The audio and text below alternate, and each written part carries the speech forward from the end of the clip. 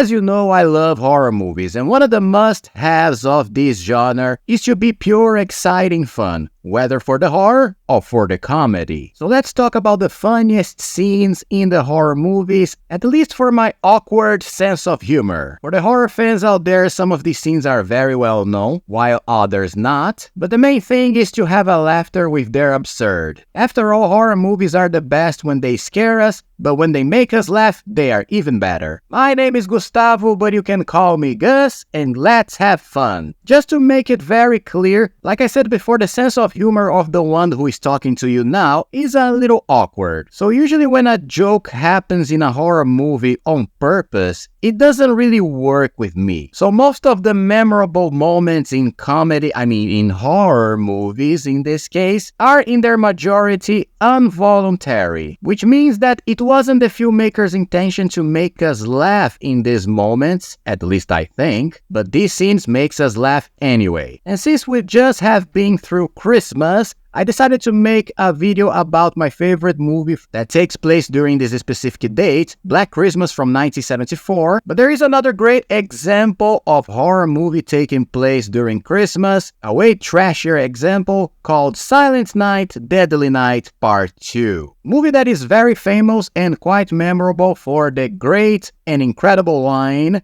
Garbage Day. So Silent Night, Deadly Night Part 2 tells the story of Ricky. This guy who is the brother of the murderer guy from the first movie and now is taking his legacy on the murder spree. And his most famous scene is the one that he walks down the street and kills neighbors at random without choosing a target specifically.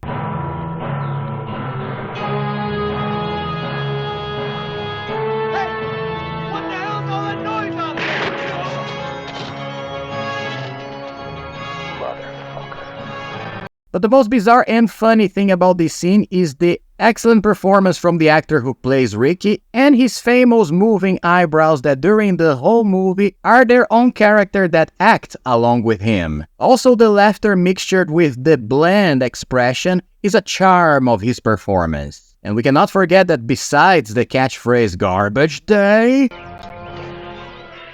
Garbage Day! Huh? No!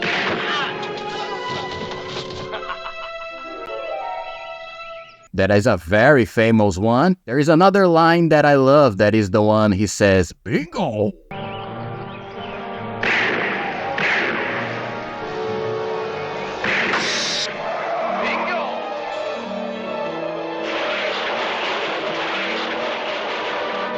And we cannot forget about the great stunt scene where the car flips and the stunt guy who is playing Ricky just moves out of the way casually, going oopsie, because he probably wasn't expecting the car to flip so near beside him. So it's a memorable scene for all these details that add to each other. Another great example of the trash cinema is the movie Basket Case that I already mentioned here in the channel, for being directed by the great director Frank Henenlotter, who also directed Frankenhooker, a movie that I made a complete video here in the channel. Don't miss it out because it's very good and the link is right above here in the screen. But the story of Basket Case is as beautiful as bizarre. About twin brothers that were born connected to each other, Dwayne Bradley and Belial. But even though Dwayne looks like a normal guy, Belial looks more like this monstrosity that is as cute as strange, basically a tumor with arms. But till this day, Dwayne carries Belial inside a basket that he carries everywhere he goes, including their apartment in the moment. And even though they are split in two, Belial has a mental connection with his brother. So much so that he feels when his brother goes out to the city with a girl in a date and kisses her, making him frustrated as F. So then he has one of the greatest meltdowns of movie history,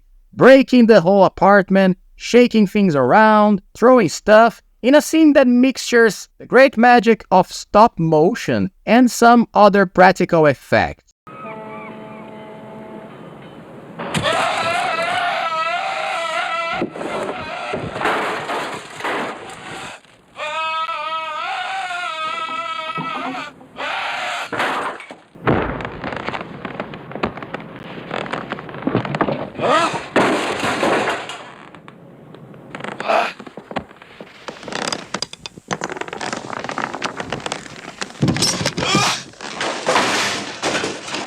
I can't take it. His screams of frustration are so cute. The fact that he's so small and is beating and throwing stuff around the room is something to make Tommy Wiseau very jealous.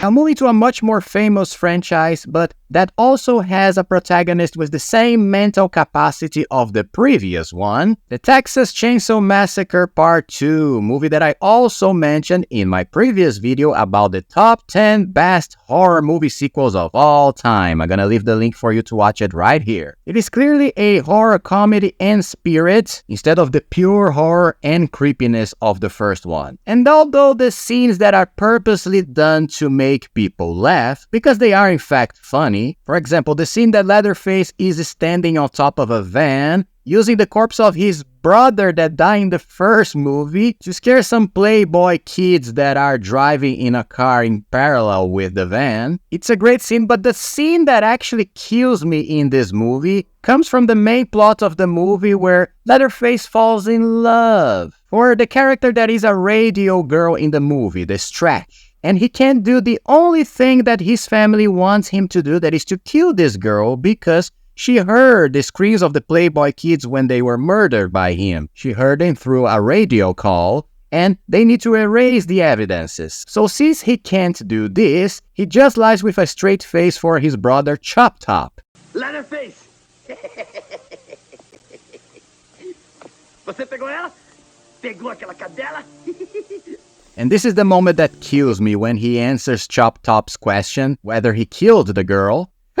It's just brilliant the way he answers, like, yeah, of course, who do you think I am? She is dead as a fish, don't worry about it. And his positive nodding is just too cute and funny. And before moving on to some other scenes that are as funny as this one, let me give you a little message here from the channel. And before continuing this video, I would like to ask you a big favor. If you can become a supporter of the channel Trashing with Gus, I will leave the link of my Patreon right here on the description of this video. There you will see many categories of how can you support the channel so I can continue with this job and we can continue to trash together. In each category you have different perks or rewards, should I say, including have your names at the end of each video, receiving my videos 2 weeks before everybody else, and the most important of all, receive my first novel in ebook form, The Angel of Fire and Steel, a huge dark epic fantasy that mixtures sci-fi with cyberpunk and a lot of action. It will surely be the most badass book that you will read in this year of 2024, I can promise you that. So you will receive this ebook for free in this month of January if you become a patron now. In February, you will receive my next novel, that is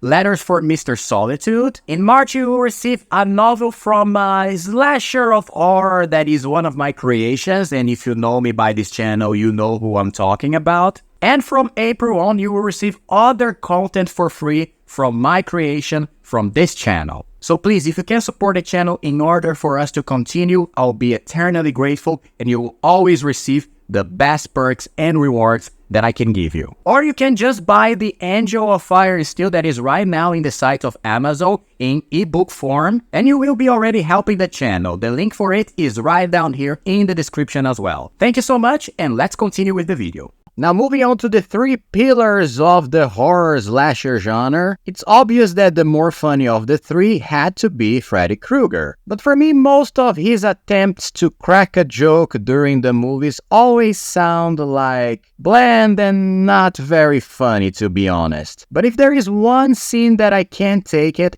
always gets me when I watch this movie, is from New Nightmare from Wes Craven, the 7th movie in the original chronology of Freddy Krueger, which, by the way, was an attempt to bring the character back to his more sinister roots and out of the comedy tone that was all over the last sequels in the franchise. But the movie throws this whole idea away at the climax when the tongue of Freddy Krueger stretches out of his mouth to get the actress Heather Langenkamp.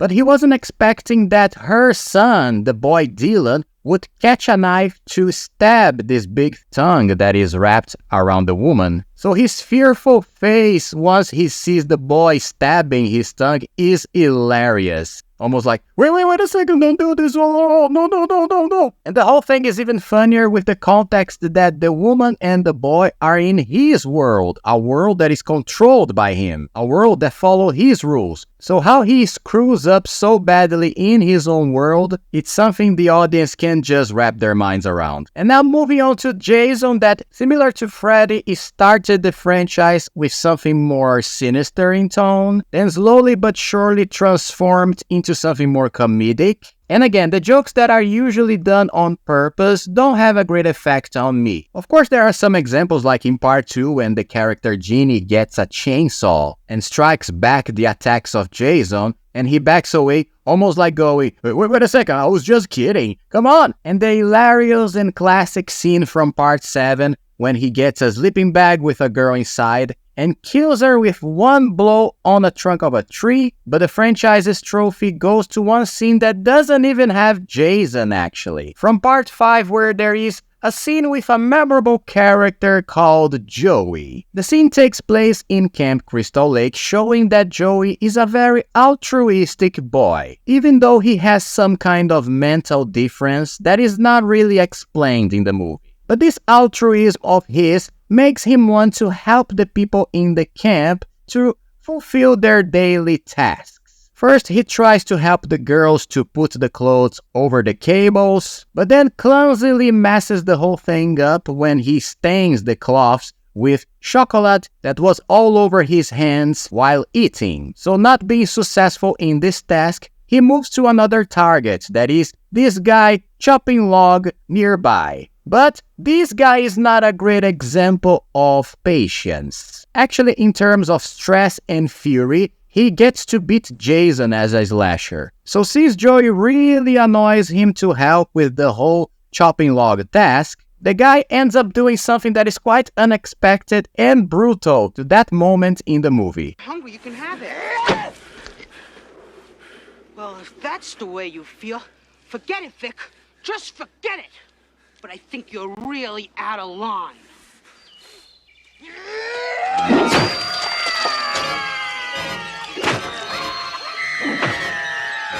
And I remember that when I watched this movie for the first time when it was broadcast here in Brazil, soon after this scene, the program that was broadcasting it went to a commercial break, which only made me wonder, wait a second, did he just kill that kid? And also in the Brazilian version, in Portuguese I mean, Joey called the guy chopping log nervous guy. Very offensive, right? Imagine if he called the guy SOB. Anyway, this is another iconic moment that makes me burst with laughter every time I watch this scene. And obviously we couldn't leave this video without some scenes from Michael Myers in Halloween. And as any horror slasher movie franchise, the subsequent episodes end up going to the parody mode. We have the rapper Busta Rhymes fighting karate with Michael Myers in Halloween Resurrection. There is this nonsense moment in Halloween 5 with these cops having a clown soundtrack in the background every time they show up in scene. Seriously, what the hell this director had in mind?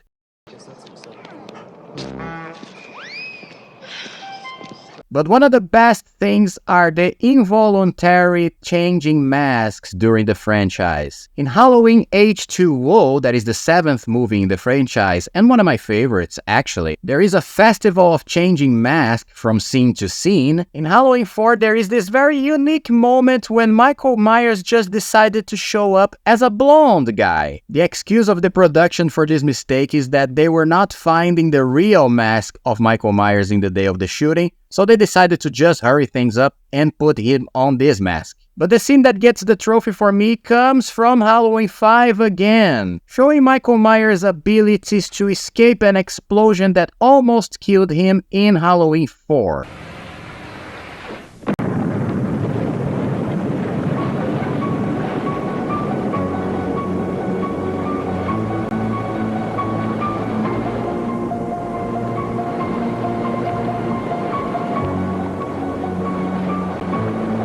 Showing as well how he can have fun in a Universal water park if necessary. And watching this scene, I can only think that he is going, "Oh my god, please help me, oh my god, help me!" Or, "Yoo-hoo, wee-hoo, whoa, again!" You know that there is only one thing missing for this scene to be perfect.